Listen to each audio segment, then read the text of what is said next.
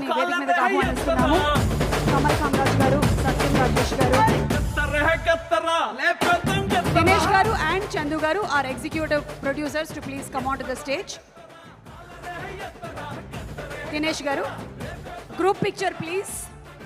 హరిశంకర్ గారు, Sreeleela, everybody for a group picture please. Ravi గారు, నవీన్ గారు,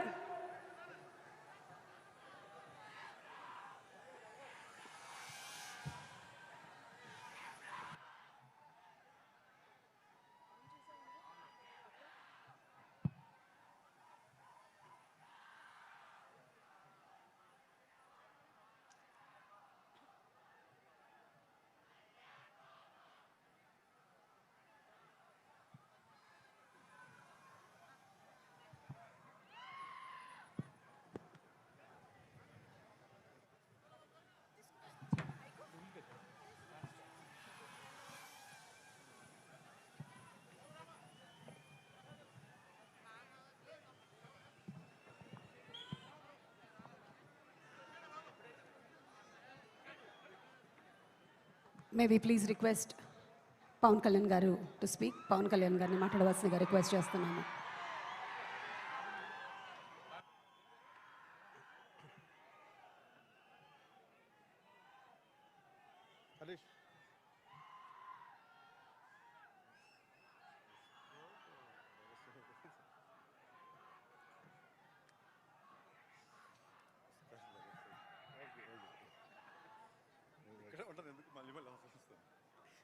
దగ్గర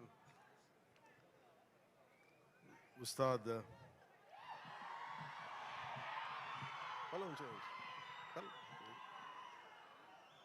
ఉస్తాద్ భగత్ సింగ్ ప్రీ రిలీజ్ వేడుకలకి వచ్చిన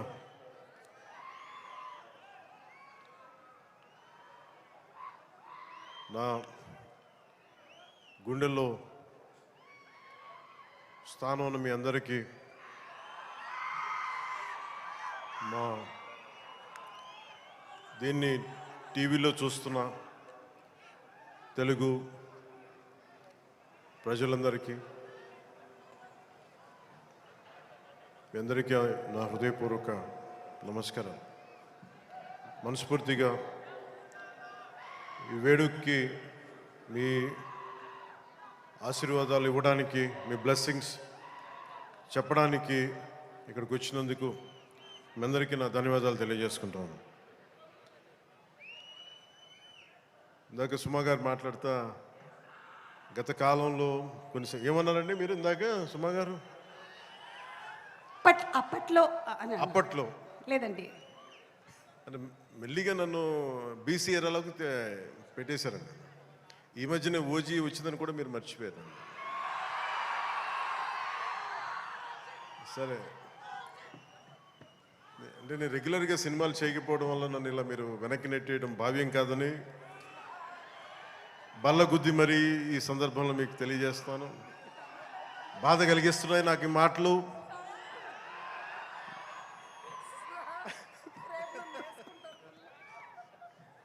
సరదాగా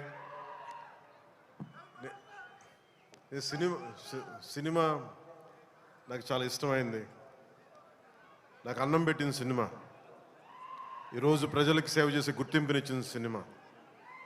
అందుకే నా నిర్మాతలు బాగుండాలని కోరుకుంటాను. సినిమా కోసం ఉత్సాహంతో వచ్చే నా అభిమానులు ఆనందం కలగాలని కోరుకుంటాను. ఎప్పుడు సినిమా ఎలా ఆడాలి, ఎంత బాగా ఆడాలి నాకు తెలియదు. ఎప్పుడు సినిమా రిలీజ్ అయినప్పుడు కలెక్షన్స్ ఎంత ఇప్పుడు అడగలేదు, నాకు తెలియదు ఆ సంగతి. అలాగే నాకు ఏ సినిమా బాగుండాలని కోరుకుంటాను.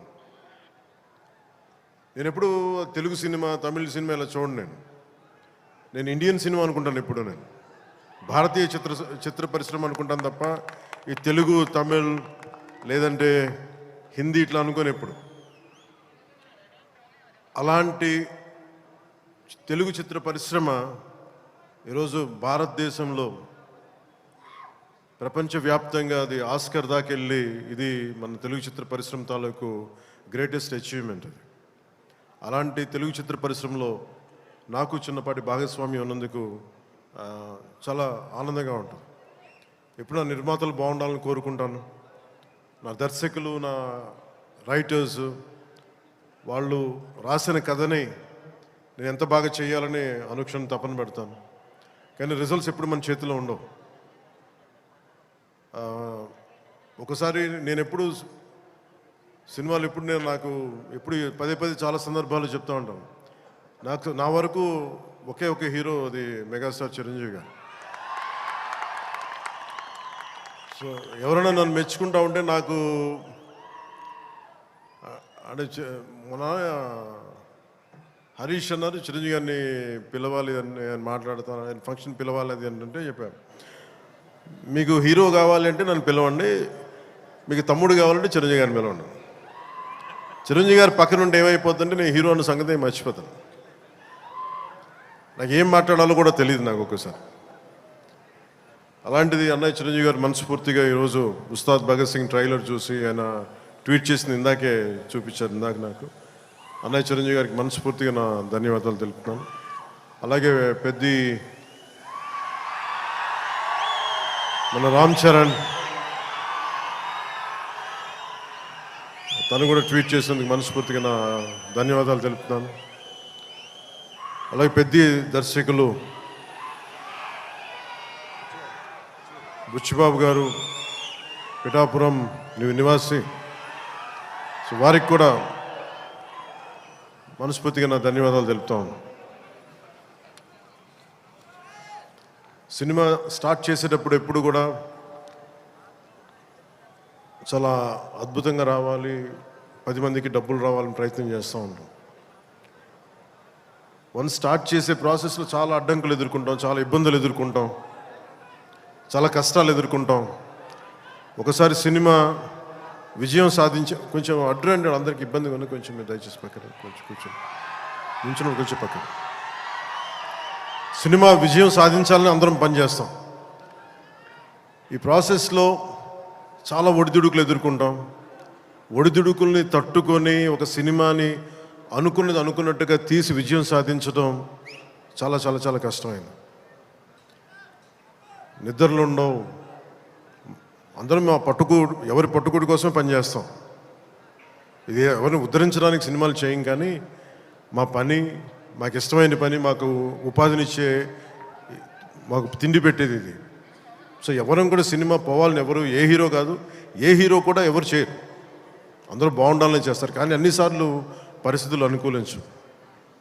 నాకు ఈ సినిమా ప్రారంభించినప్పుడు హరీష్ శంకర్ని దర్శకులుగా మన రవి గారు తీసుకొచ్చినప్పుడు గబ్బర్ సింగ్ తర్వాత మేము చేయలేకపోయాం. మేము కూర్చొని సినిమా లేట్ అయింది. ఇందాక తను చెప్పిన రీజన్స్ కూడా నేను ఒకసారి దర్శకుడు నమ్మానంటే నేను నమ్మేస్తాను. సినిమా ఇంకా ఎలా వస్తుందో నాకు తెలియదు, కానీ చాలా బ్లైండ్గా నమ్మేస్తాను.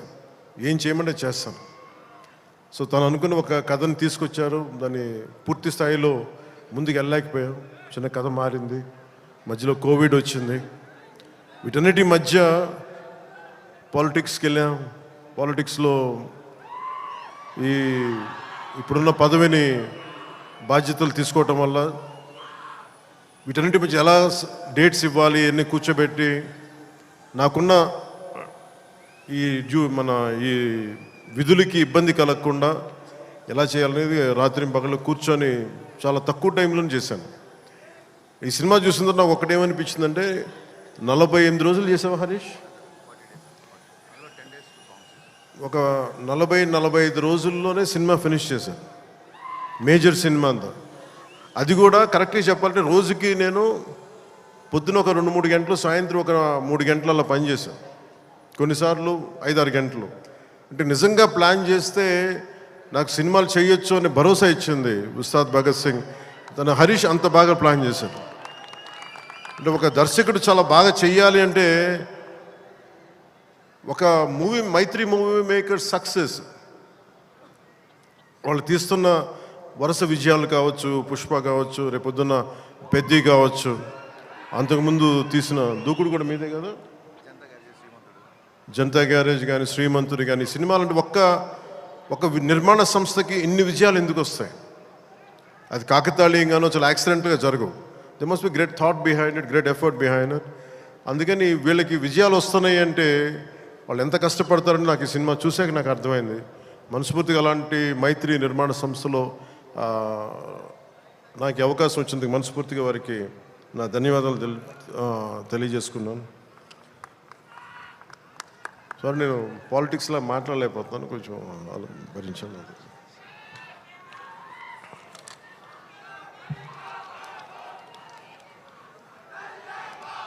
ఈ సినిమా లిరిక్స్ అందించిన చంద్రబోస్ గారికి, భాస్కర్ భట్ల గారికి, కాసర్ల శ్యామ్ గారికి మనస్ఫూర్తిగా నా ధన్యవాదాలు తెలియజేసుకున్నాను. అలాగే పిఆర్ఓ లక్ష్మీ వేణుగోపాల్ గారికి, కాస్ట్యూమ్ డిజైనర్ నీతాలుల్లా గారికి, నా చేత డ్యాన్స్ చేయించిన నాకు ఇష్టమైన కొరియోగ్రాఫర్ దినేష్ మాస్టర్ గారికి. అంటే హరీష్ ఎలా చేస్తారంటే అసలు ఏం లేదు సార్, మీరు వచ్చి చూడండి, మీకు నచ్చితే చేయండి, అలాగా తీసుకెళ్ళి ఫైనల్ నా చేత మొత్తం తను అనుకున్న మూమెంట్స్ అన్ని చేయించాడు నాకు. సో దానికి బలమైన మూమెంటం ఇచ్చింది దినేష్ మాస్టర్. అలాగే స్టంట్స్ రామ్ లక్ష్మణ్ గారు, రవి వర్మ గారికి, మైబమ్ నబకాంత్ గారికి, పృథ్వీ జీవన్ గారికి నా మనస్ఫూర్తిగా నా అభినందనలు తెలియజేసుకున్నాను. ఈ సినిమాకి అడిషనల్ స్క్రీన్ ప్లే రాసిన రమేష్ రెడ్డి గారికి, ఈ సినిమా ఆగిన సినిమా ఇంత ఫాస్ట్గా మళ్ళీ రావడానికి చాలా ముఖ్య పాత్ర వహించిన దర్శకులు, screen play writer K Dashrath గారికి, ఎడిటింగ్ చేసిన కార్తిక్ శ్రీనివాస్ గారికి, అలాగే ప్రొడక్షన్ డిజైనర్ ఆనంద్ సాయ్, నా స్నేహితుడు తను. చిన్నప్పుడు మేమిద్దరం చెన్నైలో పెరిగిన వాళ్ళం. ఈరోజు మీకు అర్థమవుతుంది సినిమా చూసిన తర్వాత ఒక ప్రొడక్షన్ డిజైన్, తన సెట్ డిజైనింగ్ ఏ స్థాయిలో ఉందనేది ఒక అత్యంత అద్భుతంగా తీర్చిదిద్దారు ఆనంద్ సాయి గారు. వారికి మనస్ఫూర్తిగా నా అభినందనలు. ఈ 2 పాటల్ని ప్రత్యేకి మన కెమెరామెన్ ఆయనంక బోస్ గారికి చాలా బ్యూటిఫుల్ ఫోటోగ్రఫీ చేశారని చెప్పి, అలాగే ఈ 2 పాటల్ని ఇప్పుడు కనిపించే 2 పాటల్ని రవి వర్మన్ గారు చేశారు. వారికి కూడా వారి అద్భుతమైన ఫోటోగ్రఫీ, వారికి కూడా నా అభినందనలు తెలియజేస్తాను. దేవిశ్రీ లేకుండా, దేవిప్రసాద్ లేకుండా సినిమాకి ఈ స్థాయి ఊపొచ్చిండేది కాదు. ఆయన సంగీతం దేశం మొత్తం ఊళ్ళు అందరినీ ఊపుతూ ఉంటుంది. అలాగే దేవిప్రసాద్ గారి మొదటి ప్రైవేట్ ఆల్బమ్, ఫస్ట్ ఆయన సినిమాలోకి రాకముందు వీడియో ఆల్బమ్, మ్యూజిక్ ఆల్బమ్ని నేనే రిలీజ్ చేశాను. అప్పుడు నా మొదటి 2-3 సినిమాల మధ్యలో ఆయన అసోసియేషన్ లాగా కంటిన్యూ అవడం మనస్ఫూర్తిగా వారికి నా అభినందనలు తెలియజేస్తున్నాను. అలాగే background score, OG background score తోటి, సాంగ్స్ తోటి ఇచ్చిన తమన్కి చాలా తక్కువ సమయంలో దేవి గారు బిజీగా ఉండటం వల్ల ఆ బాధ్యతల్ని, ఆ బరువుని భుజం మీద తీసుకుని తమన్ గారికి మనస్ఫూర్తిగా నా ధన్యవాదాలు తెలుపుకుంటా ఉన్నాను.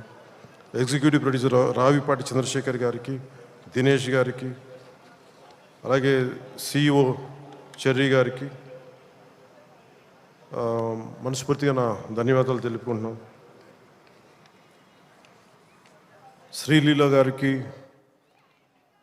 నిన్న సరదాగా అన్నాను, కానీ డ్యాన్స్ ఆవిడ చేయకూడదని సరదాగా అన్నాను, కానీ యాక్చువల్గా she's a brilliant performer, brilliant dancer. అయితే నాకు ఈ కథ, ఆ చిత్రం, ఆ పర్టికులర్ సాంగ్లో ఏంటంటే తనకి డిఫరెంట్ క్యారెక్టర్ని చాలా బాగా మలిచారు మన హరీష్ శంకర్ గారు. అందుకని తనకి ఈ సినిమాలో డ్యాన్స్ తక్కువ ఉన్నా కానీ తన పెర్ఫార్మెన్స్ చాలా చాలా అద్భుతంగా చేశారు శ్రీలీల గారు. It's very brilliant performance. ఒక నోస్టాలజిక్ ఫీలింగ్ ఏదో వస్తుంది అనుకుంటాను. ఆ పర్టికులర్ సాంగ్ ఏదో ఒక పర్టికులర్ నేపథ్యంలో సంగీతాన్ని వాడారు మన హరీష్ శంకర్ గారు.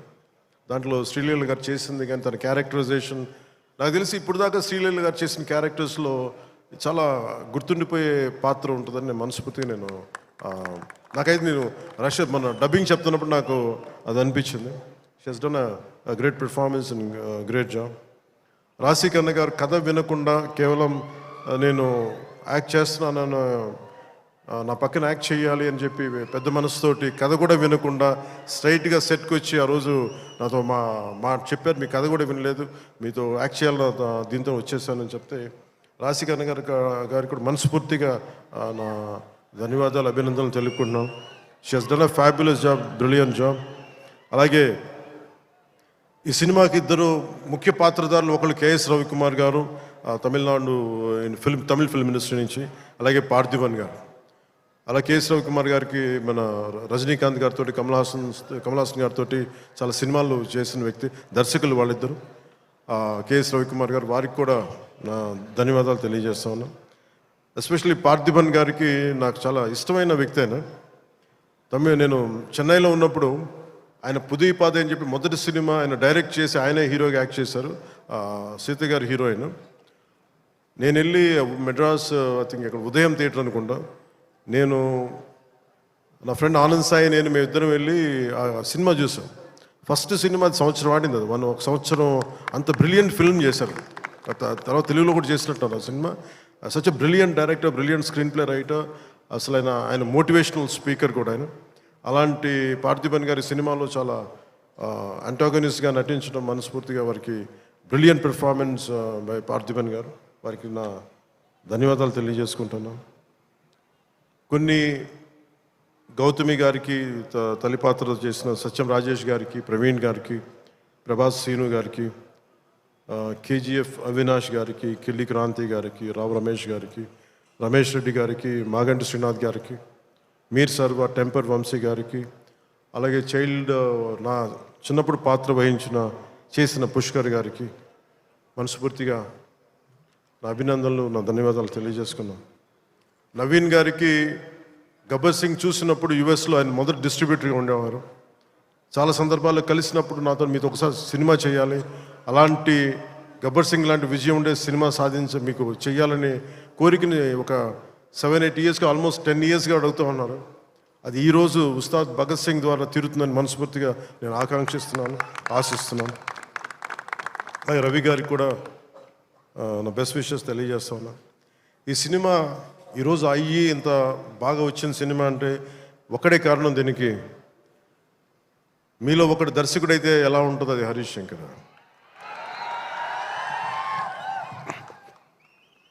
అంటే హరీష్ గురించి చెప్పాలి అంటే, తెలుగు చిత్ర పరిశ్రమకి ప్రాంతీయత, కులాలు ఇవేమి ఉండవు. ఈరోజు మన తెలంగాణ నేల నుంచి వచ్చినవాడు, కరీంనగర్ నుంచి వచ్చినాడు.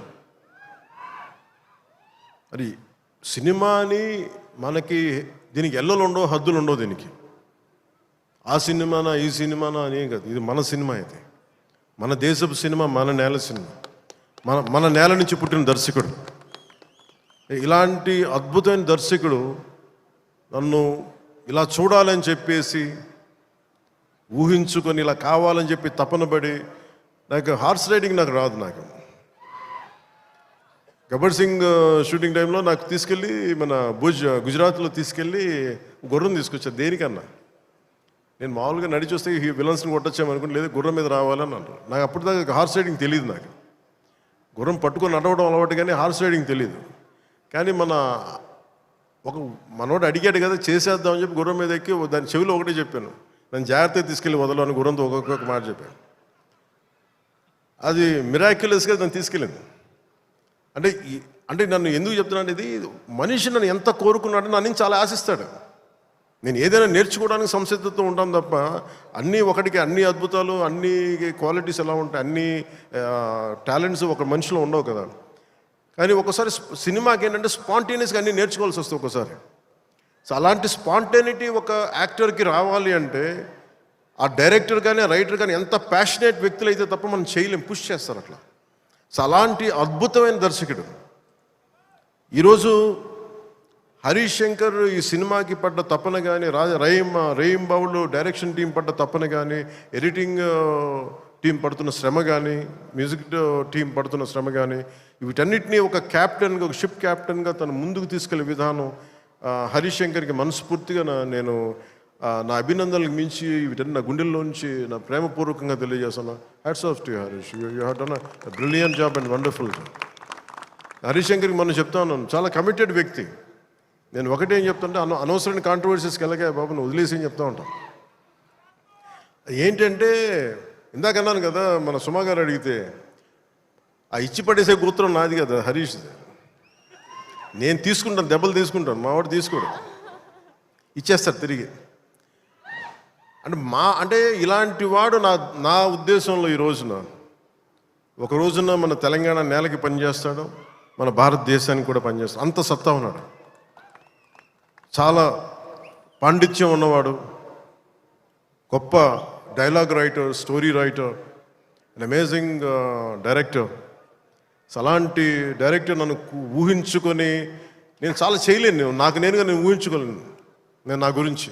కానీ ఇలా బాగుంటుంది, మీ మనసులో ఆకాంక్షలు ఎలా ఉంటాయి, ఏం చేస్తాడు అని చెప్పి రాసుకొని నా చేత చేయించి ఇవన్నీ మీకు ఈరోజు నాకు సినిమా గురించి మీరు చూడండి అద్భుతంగా ఉంటుందని చెప్పడం నాకు ఎప్పుడు ఎబ్బెట్టుగా ఉంటుంది, ఇబ్బందిగా ఉంటుంది. నా సినిమా నేను నమ్ముకోలేను, చూడడం చెప్పలేను. కానీ నాకు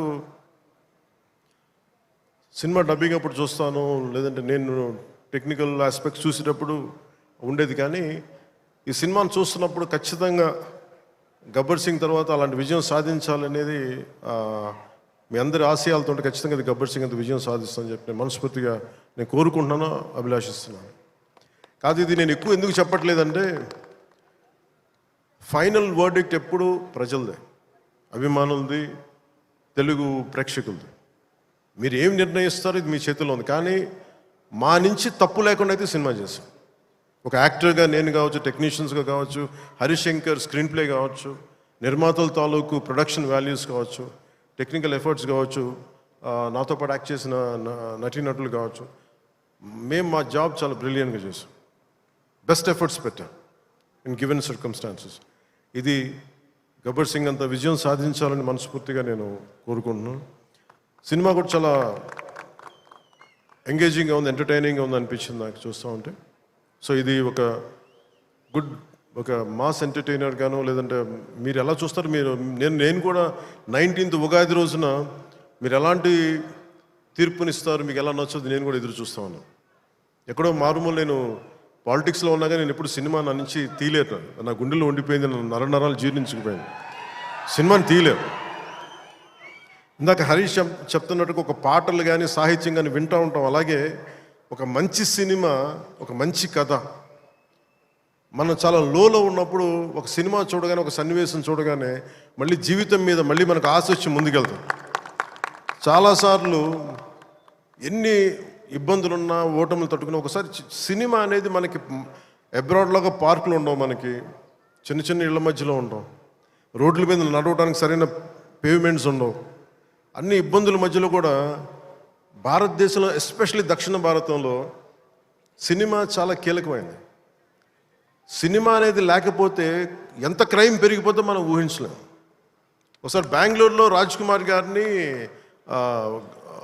వీరప్పన్ ఆయన కిడ్నాప్ చేసినప్పుడు, this is observation by Karnataka police, సడన్గా స్పైక్ అయిందండి క్రైమ్.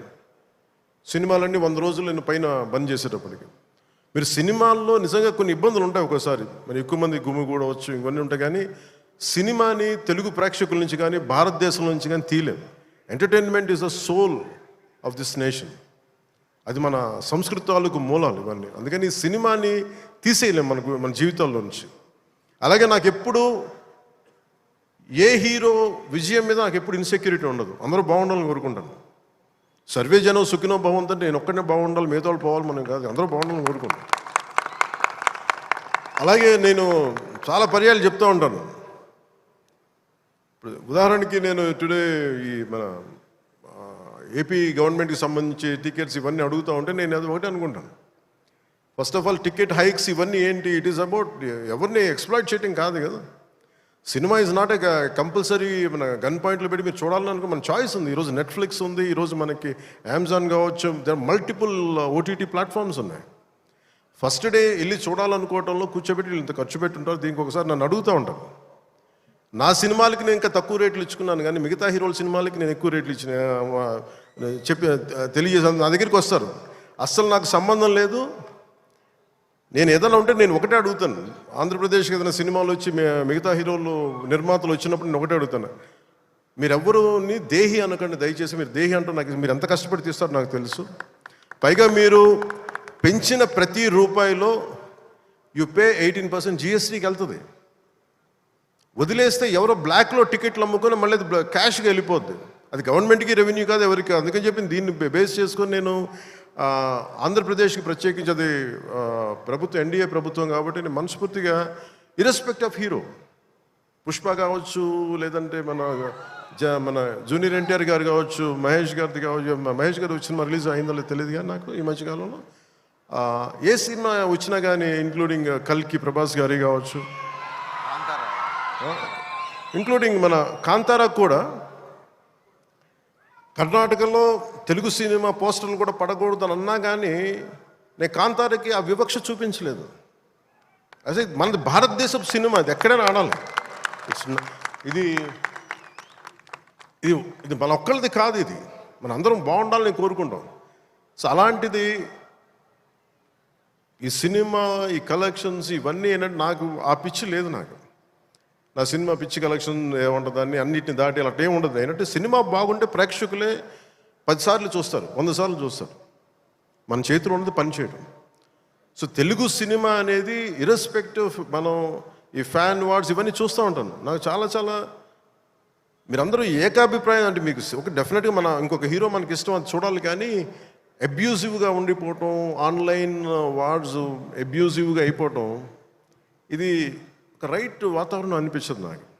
నేను పర్సనల్గా చెప్తాను కదా, మీ బీయింగ్ ఏ హీరో నేను చెప్తాను కదా, అందరి హీరోల అభిమానులు నేను చాలా గౌరవిస్తాను. ఎందుకంటే నాకు ఏ హీరోతో నాకు విభేదాలు లేవు. నాకు ఏ హీరో సాధించిన విజయం మీద నాకు చిన్నపట్ల ఇది కూడా ఉండదు. నాకు అందరూ బాగుండాలి, మనస్ఫూర్తిగా మీరు విజయం సాధించాలి. ఎందుకంటే నేను ఒక్కడిని అన్ని సినిమాలు చాలా ఈరోజు కాదు, అనేక సందర్భాల్లో చెప్పాను. నేను చేస్తే మహా చేసే సంవత్సరానికి ఒక సినిమాను 2 సినిమాలు చేస్తాను, నిజంగా హీరోగా ఫుల్ ఫ్లెడ్జ్డ్ ఉన్నా. కానీ ఇప్పుడు ఆ పరిస్థితి కూడా లేదు. అలాంటిది ఇన్ని థియేటర్లు, ఇంత ఇన్వెస్ట్మెంట్ రావాలి అంటే 100 సినిమాలు వస్తే తప్ప నిజంగా అక్కడ థియేటర్లు పోషింపలేదు. దాని తద్వారా ఉపాధి ఉంటుంది అందరికీ. అందుకని సినిమాలు బాగుండాలి, అందరూ చూడాలని కోరుకుంటాను తప్ప దాంట్లో మన సినిమా కూడా ఆడాలని నేను కోరుకుంటాను. ఒక హీరోగా నా ఒక ధర్మం, నా ప్రొడ్యూసర్స్ బాగుండాలని కోరుకుంటాను. నా సినిమాకి నేను చాలా లో టైంలో ఉన్నప్పుడు భీమ్లా నాయక్ అనే సినిమాకి మీరు నిలబడిన విధానం నేను మర్చిపోలేను. నా అభిమానులకి ఒకసారి అనుకుంటా, మీరు లేకపోతే, మీరు కనుక లేకపోతే పవన్ కళ్యాణ్ అనేవాడు లేడు. ఒకసారి నాకు సభకు వచ్చే వరకు నేనేం మాట్లాడాలో నాకే పెద్ద అవగాహన ఉండదు. కానీ మిమ్మల్ని చూశాక ఒకటే చెప్పాలనిపిస్తే, మీ నుంచి నాకు 2 గుండెల దూరం అంతే. నా గుండె నుంచి మీకు ఎంత దూరం అంతే, అంతకుమించి మనందరి మధ్య 2 గుండెల దూరం అంతే. I love you.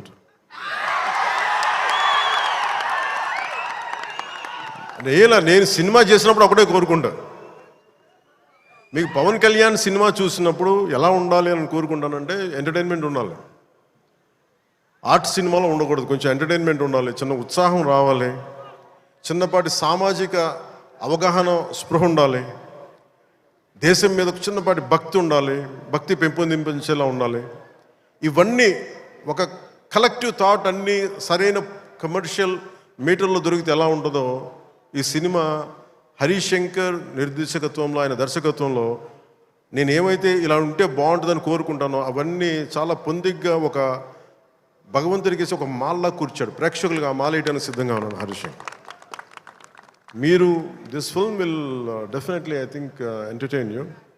అంటే నాకేంటంటే డికేడ్స్ నుంచి, లాస్ట్ 2.5 డికేడ్స్ నుంచి నాకు ఏ సినిమా చెప్పుకోవడం నాకు తెలియదు. తొలి ప్రేమ కూడా ఆడినప్పుడు, నా ఫస్ట్ సినిమా ఆడినప్పుడు నా ఫస్ట్ సినిమా ఆడినప్పుడు కూడా, అంటే మేబీ నా 3rd, 4th సినిమా, నాకు తెలియదు అది ఎంత హిట్ అయిందని కూడా తెలియదు. అలాగే మన ఓజీ హిట్ అయినప్పుడు కూడా నాకు తెలియదు. అంటే నాకేమనుకుంటానంటే మన పని అయిపోయింది కదా, మీరు చొక్కాలు చించుకుంటారా, థియేటర్లో ఏం చేస్తారో నాకు తెలియదు. నాకు అలాగే ఈ సినిమా మీకు అత్యంత అద్భుతమైన వినోదం ఇవ్వాలి, మీకు జోష్నివ్వాలని మనస్ఫూర్తిగా కోరుకుంటూ మీ అందరికీ మరోమారు ఒకటి, నా కుదిరినంత వరకు అంటే నేను చాలాసార్లు అనుకున్నాను, ఒకసారి సినిమాలో పాలిటిక్స్లోకి వెళ్ళి సినిమాలు వదిలేస్తే బెటర్ అనిపిస్తుంది ఒకసారి.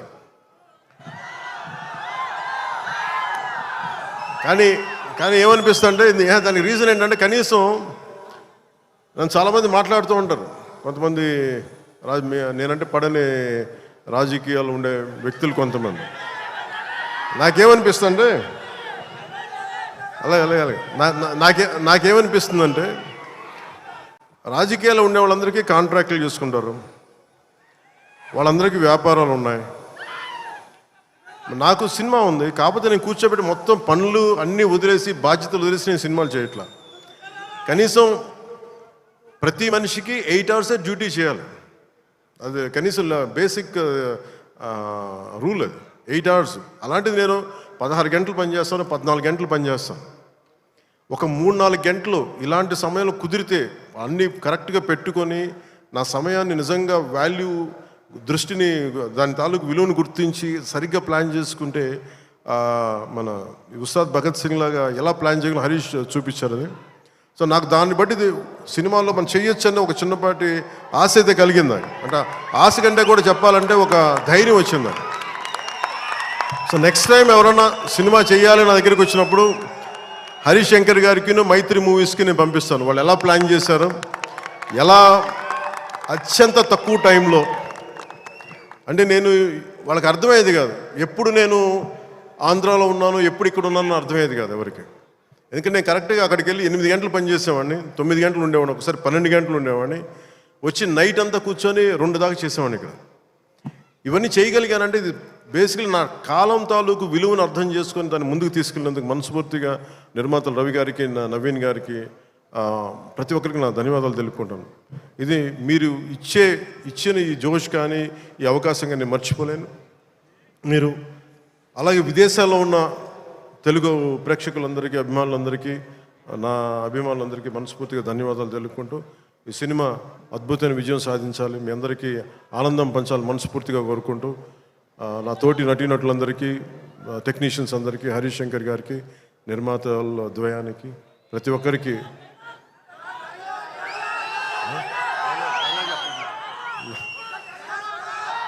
నా ధన్యవాదాలు తెలుపుకుంటున్నాను.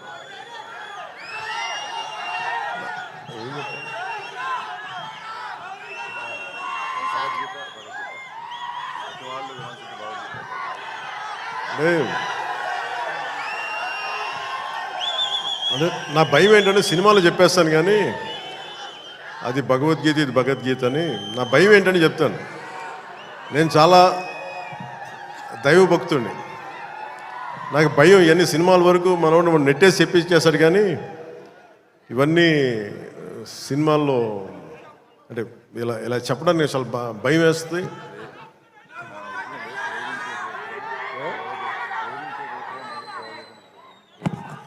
అంటే ఇచ్చి పడేసి ఇవన్నీ కాకుండా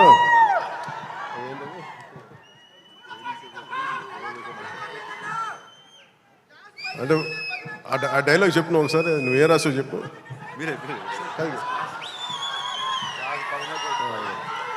అంటే ఏంటన్నా ఇచ్చి పడేసే గోత్రం ఏంటన్నా,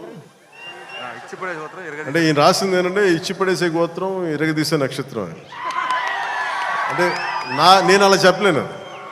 నా నిజ జీవితంలో నేనేం చెప్పగలను, మిమ్మల్ని ప్రేమించే గోత్రం ఉండదు.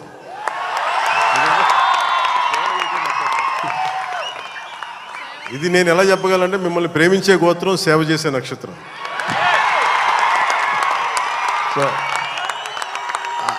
సో నేను డైలాగ్ చెప్పండి ఇదే చెప్పగలను తప్ప. సో మీ అందరికీ ధన్యవాదాలు తెలుపుకుంటూ ఈ పోలీస్ గ్రౌండ్స్ ఇచ్చిన తెలంగాణ రాష్ట్ర ప్రభుత్వానికి,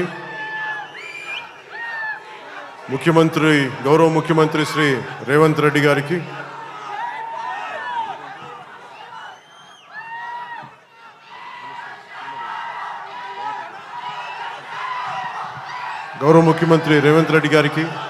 సినిమాటోగ్రఫీ మినిస్టర్ కోమటిరెడ్డి గారికి, తెలంగాణ రాష్ట్ర డీజీపీ గారికి, కమిషనర్ గారికి, సజ్జనార్ గారికి, పోలీస్ గ్రౌండ్స్ ఇచ్చిన పోలీస్ అధికార యంత్రాంగానికి, ఇక్కడ రక్షణకు వచ్చిన పోలీస్ కానిస్టేబుల్స్ అందరికీ, అధికారులందరికీ మరోమారు ధన్యవాదాలు తెలుపుకుంటూ ఈ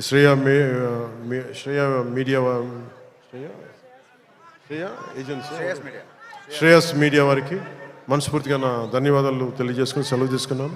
జై హింద్. పవన్ కళ్యాణ్ గారు హరిశంకర్ గారు ఒక చిన్న లీక్ ఏదో ఉందన్నారు సినిమాకి సంబంధించి. ఆ లీక్ ఏదో పవన్ కళ్యాణ్ గారి సమక్షంలో మీరు చెప్తే. ఉగాది శుభాకాంక్షలు. ఉగాది శుభాకాంక్షలు అందరికి ఉగాది శుభాకాంక్షలు చెప్పండి. ఉగాది రోజు రిలీజ్ అవుతుంది.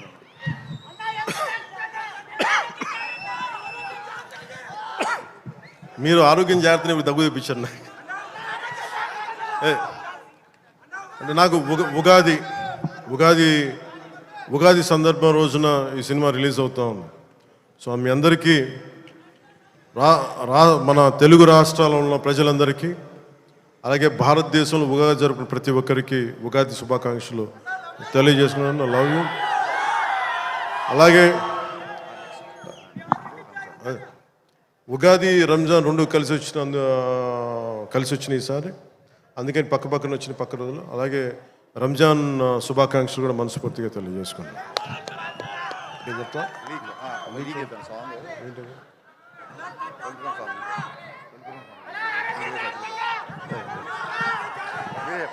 నేను చెప్తాను.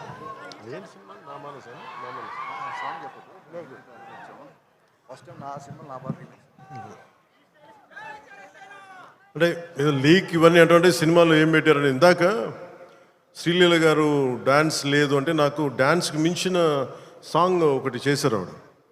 So very beautiful song. అది మీకు తిరిగి ఇందాక సుమా గారు చెప్పినట్టుగా చాలా దశాబ్దాల క్రితం అప్పుడెప్పుడో నేను చాలా సినిమాలు చేస్తున్నప్పుడు మీకు గుర్తుండే ఉంటుంది కదా, చాలా రోజుల క్రితం, కొన్ని శతాబ్దాల క్రితం ఆ మర్చిపోయిన నా భావనని తిరిగి ఈ సినిమాలో హరీష్ గారు తీసుకొచ్చారు దాన్ని. అది ఇందాక మీకు కనిపించే ఉంటుంది. ఇందాక ట్రైలర్లో కూడా దాని తాలూకు ఆ చిన్నపాటి ఆలాపన అనేది కనిపిస్తుంది. అది నేను నిజంగా చాలా ఎంజాయ్ చేస్తున్నప్పుడు. సో ఈ సినిమా మరోమారు మీ అందరికీ ఆనందం కలిగిస్తుంది తెలియజేసుకుంటూ జై హింద్.